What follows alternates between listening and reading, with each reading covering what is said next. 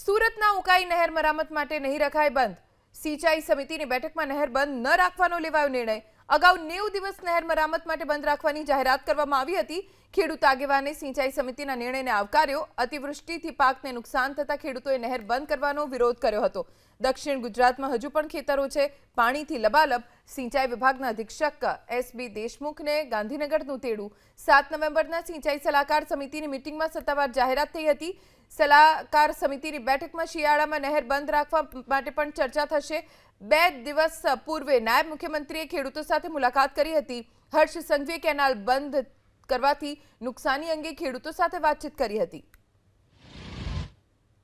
આ વર્ષે જે કાકડા પાક જમણા કાંઠા નહેર જે 90 દિવસ બંધ રહેવાની છે, આ બંધ જો રહેશે તો આ વર્ષે માવઠાના કારણે ખેડૂતોને ખૂબ જ નુકસાન થયું છે અને આવનાર 90 દિવસ પણ જ્યાં નહેર બંધ રહેલી સ્વાભાવિક છે ઉનાળુ પાક અને શેરડી અને ખાસ કરીને શાકભાજીના પાકોને ખૂબ જ મોટું નુકસાન થવાનું છે. એના અનુસંધાનમાં સરકાર છે લાગણી ખાસ કરીને ખેડૂતોની સમજી છે અને આગામી 7મી તારીખે પિયત સલાહકાર સમિતિની મિટિંગ બોલાવવાનું નક્કી થયું છે. ચોક્કસ ખેડૂતોને આશા છે કે આવનારી 7મી તારીખે જે 90 દિવસ નહેર બંધ રહેવાની છે એના માટે યોગ્ય નિર્ણય થશે.